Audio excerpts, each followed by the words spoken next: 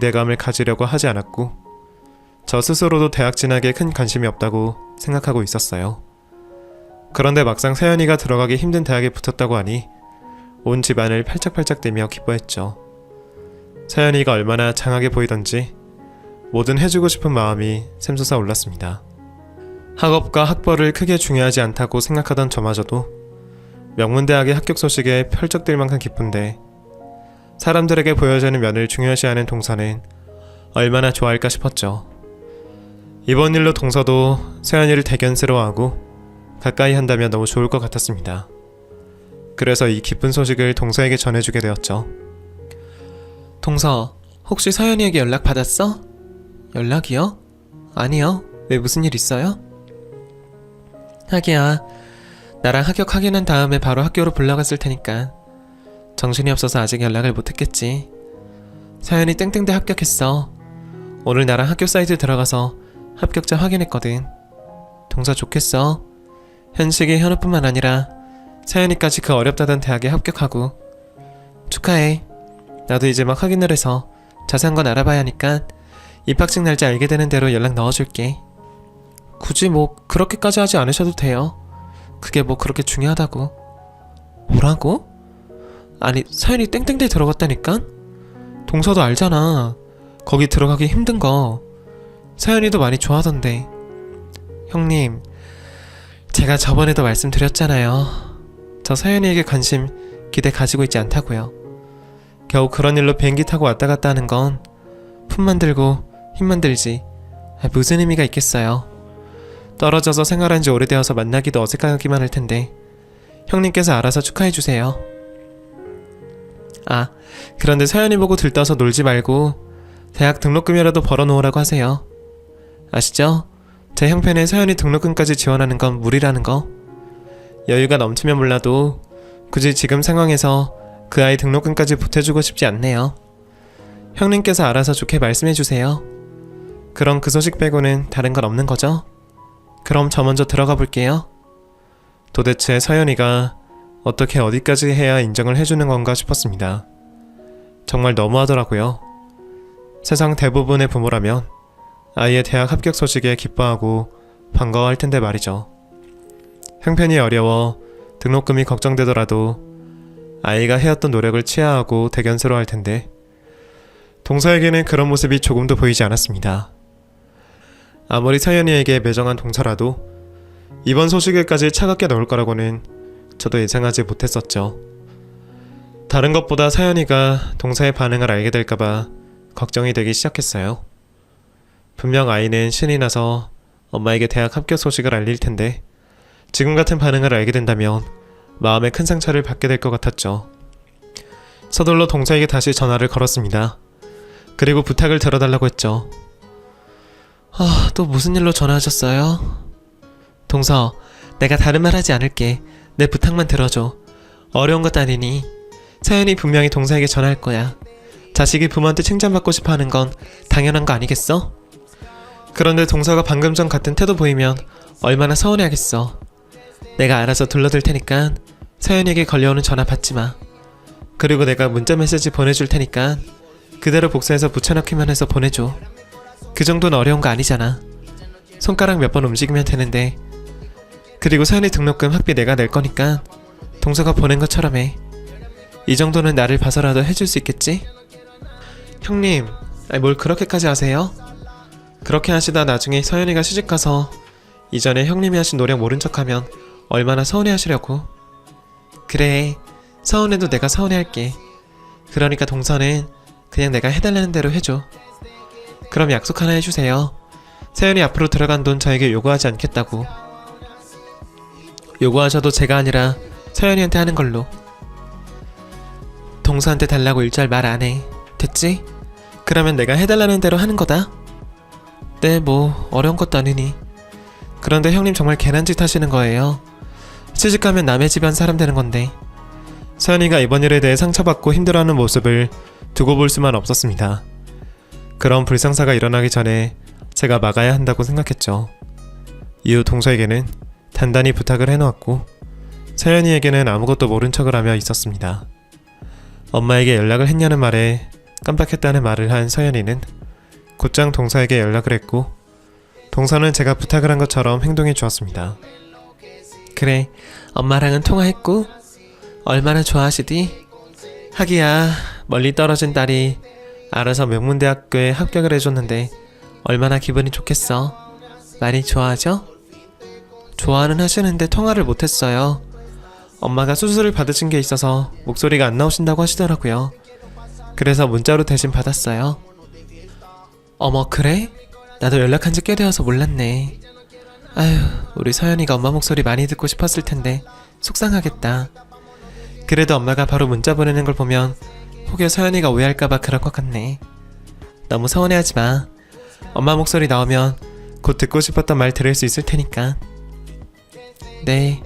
아, 그리고 등록금은 엄마가 제 생활비 넣어주는 고모 통장에 같이 넣어주신다고 해요. 확인해 보시라고. 그래, 알았어. 그럼 이제 내가 말할 차례인가? 우리 서연이 너무 고생했다고 고모가 엄청 좋은 식당 예약 잡아놨는데 우리 밥도 먹고 선물도 사러 가자. 내가 할머니 모시고 준비할 테니 너도 얼른 옷 입어.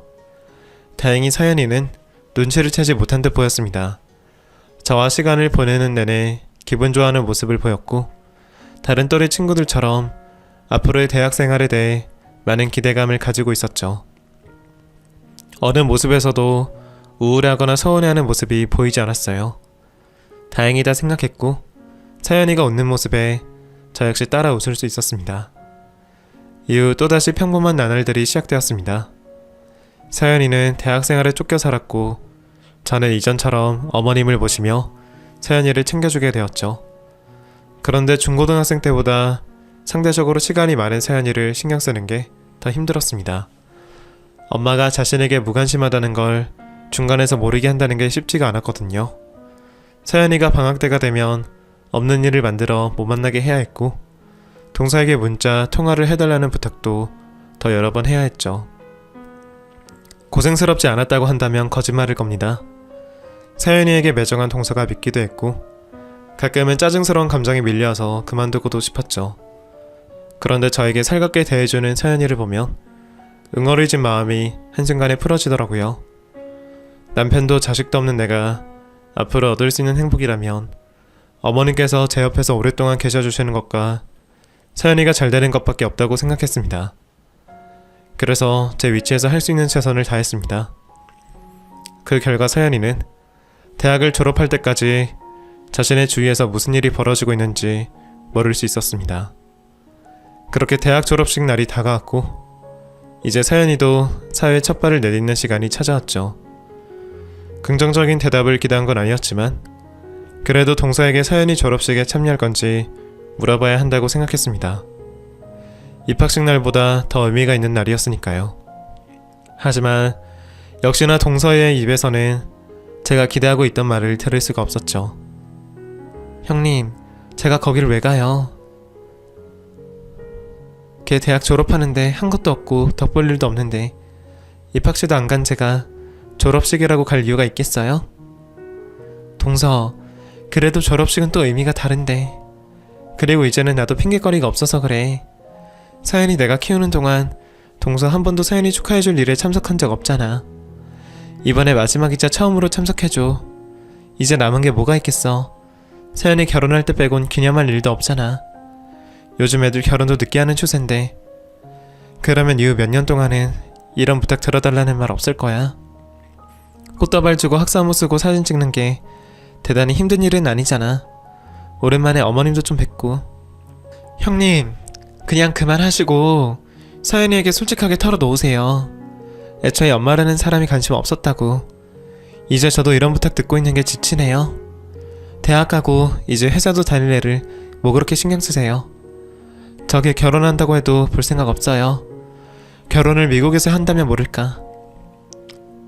예상하고 있던 동서의 말을 듣고 있던 그때 갑자기 화가 확 밀려올랐습니다. 뭐 때문인지는 잘 모르겠어요. 최소한의 부모 노릇을 안 하는 동서에게 화가 난 건지 서연이가 받을 충격이 예상되어 화가 난 건지 모르겠지만 그 순간 부모라고 불릴 자격도 없는 소리를 하고 있는 동서의 입을 꿰매버리고 싶더라고요. 결국 지난 15년 넘게 참았던 화가 터져버렸습니다. 너가 그러고도 사람이야? 너가 엄마야? 네 배로 10달을 품고 낳은 딸이라고. 그런데 뭐? 관심이 없어? 딸 결혼식도 볼 생각 없다고? 너 도대체 왜 그러는 건데? 서연이가 너한테 뭘 잘못했다고 이러는 건데? 네가 인간이야? 모성애가 없다고 해도 사람이라면 안 되지. 낳았으면 최소한의 부모 노릇은 해야지. 애 기념일에 웃어주는 게 그렇게 힘든 일이니? 나머지 자식 새끼들은 그렇게 쫓아다니면서 그래, 내가 지금까지 괜한 짓거리 하고 있어서 너 같은 년에게 서연이 생각해달라고 붙잡는 게 아니었는데 앞으로 연락할 일 없을 거야. 네가 죽든 아프든 절대 서연이에게 알리지 않을 거니까 네가 원하는 대로 네 새끼들과 잘 먹고 잘 살아. 그리고 꼭 죽고 나서 서연이 아빠 만나길 바랄게. 서연이 아빠 앞에서도 지금처럼 뻔뻔할 수 있나 보자고. 그런 내 쪽에서도 더는 연락하지 않을 테니까 그렇게 알고 있어. 동서에게 퍼부을 욕과 원망은 한참 남아있었지만 짧게 하고 통화를 끊었습니다. 지난 15년 넘게 반성 없는 모습이었는데 제가 말한들 자신이 뭘 잘못했는지 모를 테니까요. 그래도 짧게나마 가슴속에 가지고 있던 울분을 토해낼 수 있어서 속은 시원했습니다. 이제 이 사실을 서연이에게 어떻게 설명해야 하나 싶더라고요. 서연이를 옆에서 돌봐주는 거야 이전까지 제가 해야 되지 하면 되는 일이라 문제가 없었는데 엄마라는 사람이 자신에게 무관심하다는 것과 지난 15년 동안 보여줬던 엄마의 애정과 관심이 모두 제가 계획하고 실행한 거짓이라는 걸 알게 되면 아이가 큰 충격에 빠질 것 같았죠. 앞으로 사회생활을 시작하는 아이가 이 사실을 알고 무너지진 않을까 걱정되었습니다. 옆에 있어준다면 다독여 주기라도 할 텐데 충격을 받고 배신감이 들어 독립을 하여 연락을 끊어버리면 어떡하나 싶어서 말을 어떻게 꺼내야 할지 큰 고민에 빠지기 시작했죠. 그런 고민을 날마다 하고 있을 때 어느덧 서연이의 졸업식 날이 되었습니다. 우선 서연이의 졸업식까지는 제가 거짓말을 하기로 했습니다. 졸업식도 보통 졸업식이 아니었거든요. 우수한 성적을 받고 졸업하는 서연이가 학생 대표로 하여 답사를 하기로 되어 있었죠. 그런 날 서연이의 기분을 최악으로 만들고 싶지 않더라고요. 그래서 서연이에게는 대충 들러서 엄마가 늦게 도착할 것 같다고, 도착해도 밤이나 다 되어서 올 것 같다고 말했습니다. 우선은 하루라도 시간을 벌어보고 싶었습니다. 다행히 서연이는 졸업식과 답사 준비에 바쁜지 크게 개의치 않아 했습니다. 그래도 애 마음이 괜찮을 리가 없었으니 제가 그 섭섭한 마음을 채울 수 있게 해주려고 했죠. 어머님과 함께 곱게 차려입은 뒤 큰 꽃다발 2개를 가지고 서연이 졸업식을 참석했습니다. 그렇게 학사모를 쓴 서연이가 동기 후배들과 웃으며 사진을 찍고 대화를 하는 모습을 볼 수 있었죠. 환하게 웃고 있는 서연이 얼굴을 보니 앞으로 설명해야 할 그 상황이 더 두렵기만 했습니다. 그래도 그날 말은 오로지 서연이를 축하해주는 데 집중하자 싶었죠. 이후 서연이가 대표로 강단에 서서 답사를 하는 시간이 되었어요. 강단에 선 서연이는 지난 대학생활 4년을 회상하가며 학교와 교수님 그리고 동기와 선후배들에게 감사하는 말을 전하고 있었죠. 그러다 갑자기 엄마 이야기를 하기 시작했습니다. 그리고 무엇보다 이 자리를 빌어 감사의 인사를 표현하고 싶은 분이 있습니다. 바로 저희 어머니시죠. 저에게 어머니는 이 세상 전부이고 이 세상에서 가장 존경하는 분입니다. 앞으로 평생을 효도하고 산다고 하더라도 제가 어머니께 받은 은혜를 다 갚을 수 있을지 모르겠네요. 그만큼 저에게 희생을 해주신 분이거든요. 그런데 그 마음을 한 번도 제대로 표현한 적이 없었던 것 같아요. 그래서 오늘 처음으로 감사한 마음을 표현해볼까 합니다. 저쪽에 저희 어머니가 앉아 계시는데요. 엄마 덕분에 제가 지금까지 무사히 자랄 수 있었고 항상 좋은 기억과 좋은 생각을 가지며 지냈던 것 같아요. 이제 내가 엄마한테 효도하면서 살 테니까 저에 대한 고생은 그만하세요. 여태까지 고생하셨어요. 오늘 있는 졸업식 제가 아니라 엄마가 축하받아야 할 자리예요. 감사해요 엄마. 제 쪽을 가리키며 말을 하고 있는 서연이를 보며 혹시나 동서가 이 자리에 와 있나 싶어 주위를 둘러봤습니다. 그런데 주위 사람들 모두 저를 쳐다보고 있었고 동서의 모습은 어디에서 보이지 않았죠. 당황한 채로 다시 한번 서연이를 쳐다보니 서연이는 지칭하는 사람이 제가 맞다는 듯 고개를 살짝 끄덕였습니다. 그래도 이게 무슨 일인지 실감이 되지 않더라고요. 그때 옆에 계신 어머님께서 저의 손을 붙잡아 주시며 말씀해 주셨죠. 뭘 그렇게 당황해. 서연이에게 엄마라고 할 수 있는 사람이 너 말고 누가 있겠어. 내가 바로 옆에서 봐왔으니 누구보다 잘 알지. 네가 서연이 키운다고 얼마나 고생했는지. 고생 많았다. 서연이가 네 마음을 누구보다 잘 아는 것 같구나. 옆에 계신 어머님께서 해주시는 말씀을 듣게 되니 그제서야 실감이 나기 시작했어요. 그래도 얼떨떨한 기분이 들어 어색하게 웃으며 서연이에게 답을 해줬죠. 그곳에서 있던 사람들 모두 박수를 쳐주는데 내가 이런 박수를 받아도 되나 싶었습니다. 그리고 무엇보다 서연이가 저에게 엄마라고 해준 말로 인해 뭘 제대로 생각할 수가 없었고 어떻게 반응을 해야 할지도 몰랐죠. 답사를 마무리하고 내려온 서연이와 졸업식 행사가 끝난 후 만날 수가 있었습니다. 그런데 아까 전 그 말을 듣게 되어서 그런지 서연이 얼굴을 제대로 쳐다볼 수가 없더라고요. 고개를 숙이고 축하한다고 말을 하는데 어색해서 죽을 것만 같았죠. 그때 서연이가 제 손을 잡고 이제까지 있었던 모든 일들을 알고 있다며 말을 했습니다. 왜 그렇게 부끄러워하세요? 제가 없는 말을 한 것도 아니고 사실 저 다 알고 있었어요. 엄마가 저에게 관심이 없는 것도 이제까지 엄마가 보낸 편지, 선물들 전부 고모가 대신해주신 거라는 것도요. 솔직히 엄마가 한순간에 저를 대하는 태도가 변한다는 게 말이 되진 않잖아요. 같이 있을 때도 관심 없던 딸에게 떨어져서 지낸다는 이유 하나로 갑자기 관심을 가진다는 게 중학생이 되기 전까지는 그래도 혹시나 하는 마음에 믿고 있었는데 이후부터는 자연스럽게 알게 되었어요. 모두 고모가 해주시는 거라는 걸. 그 사실들 알고 나서도 크게 실망하거나 충격을 받진 않았어요. 엄마는 원래 그런 사람이라는 걸 알고 있었으니까요. 그리고 그때는 제가 이미 고모께 사랑을 듬뿍 받고 있을 때라 마음이 어느 정도 안정이 되어 있었거든요. 어느 순간은 말을 해야겠다고 생각했는데 어쩌다 보니 계속 타이밍을 놓치게 되었어요. 그러다 나이를 점점 먹게 되니까 저도 말 꺼내기가 어렵더라고요. 일찍 말했으면 고모가 덜 고생하셨을 텐데 죄송해요. 그리고 아까 강단에 서서 말했던 거 진심이에요. 답사에 멋부리려고 한 말 아니고요. 전 정말로 고모를 엄마로 생각하고 있어요. 친모에게 가진 애정도 없고요. 뭐 법적인 문제로는 잘 모르겠지만 고모만 허락하신다면 엄마와 딸 관계로 지내고 싶어요. 평생 말이죠. 거절하신다고 해도 제가 엄마 옆에 꼭 붙어있긴 할 건데 그래도 엄마 대답은 들어야 할 것 같아서요. 지금까지 저 키우시느라 고생하신 거 제가 다 보답하며 효도하고 살게요. 그러니까 거절하지 말아주세요. 서연이가 모든 걸 알고 있었다고 하니 발가 벗겨진 것처럼 창피했습니다. 그리고 순간 걱정된 마음도 들었죠. 그런데 그 시기를 큰 동요 없이 보낼 수 있었다고 하는 서연이의 말을 듣게 되니 마음이 놓였습니다. 편안한 서연이 얼굴을 보니까 거짓말 같진 않더라고요. 또 한없이 고마웠습니다. 제대로 된 엄마 노릇이라고는 잘하지 못한 것 같은데 저에게 많은 것을 받았다고 말해주는 게 말이죠. 오히려 제가 부탁을 해야 하는 상황에 서연이가 먼저 저에게 손을 내밀어주니 거절할 이유가 없었습니다.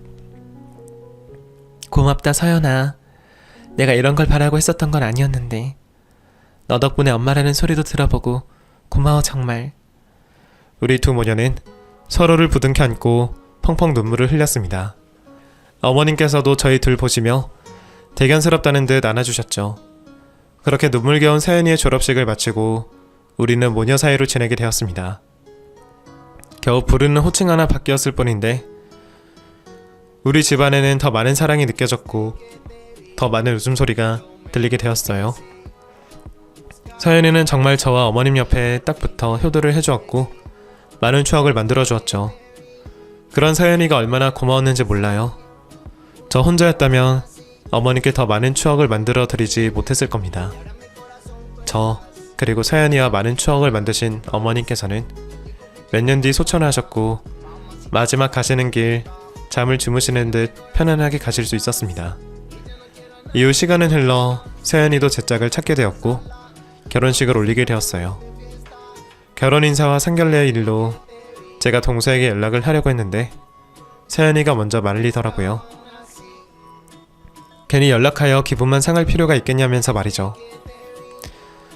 그러면서 제가 기대도 하지 않던 부탁을 해왔습니다. 엄마, 그 주에는 뭐하러 연락해요? 지금까지 연락 없는 걸 보면 이미 끝난 사이인데 괜히 전화할 때가 기분만 상해요. 그리고 저에게 엄마는 눈앞에 있는 엄마 한 명뿐인데 왜 아직도 그런 생각을 하세요? 미안하다. 그런데 사돈되는 분들께서 어떻게 생각하실지 모르니까 연락해보려고 했어. 제가 그런 거 먼저 설명 안 했을까봐요? 엄마, 이제 그런 일에는 걱정하지 마세요. 이런 생각하실 줄 알았으면 더 빨리 말할 걸 그랬어요. 전 당연하다고 생각해서 말을 안 한 건데. 엄마, 내 결혼식 날 혼주석에 앉아 계셔야 하는 건 알고 있죠? 뭐? 내가? 그래도 그건... 그럼 누가 앉아요? 내 결혼식 날 비어진 혼주석 보면 마음이 편하시겠어요? 앉아주실 거죠? 할머니가 살아계셨으면 당연히 그래야 한다고 거들어 주셨을 텐데 엄마 꼭 앉아주셔야 돼요. 결혼 인사 상견례 전부 제 앞에 있으셔야 하고요. 예비 시부모님께서 엄마께 기대가 얼마나 많은 줄 아세요? 대단하신 분이라고? 어린 서연이에게 내 모습이 겹쳐 보여서 한 행동이었는데 그 일로 이렇게 행복한 순간을 얻을 수 있었습니다. 이후 전 서연의 시댁 가족분들에게 서연이 엄마로서 인사를 하게 되었고 서연이가 결혼하는 날 혼주석에 앉을 수 있었죠. 서연이는 저를 만나게 된 게 천만 다행이라고 하던데 제 생각은 달라요. 오히려 제가 서연이를 키우며 얻었던 게 더 많았거든요. 그래서 앞으로가 더 기대가 되네요. 제가 행복한 것도 기대가 되지만 앞으로 자신의 가족들과 생활하며 더 행복해져갈 서연이를 상상하면 말이죠. 앞으로도 이 행복한 순간들을 느끼고 경험할 수 있게 건강관리 잘하며 지내려고 합니다. 그리고 이후에 하늘에 먼저 가 있는 남편과 어머님께 얼마나 행복한 삶을 살았는지 꼭 이야기해 줄 거예요. 서연이 덕분에 두 사람이 내 곁에 없는 시간에도 행복할 수 있었다고 말하면서요. 여러분들께서도 자식과 또 가족과 행복한 시간 보내시길 바라며 저는 이만 글을 마치도록 할게요.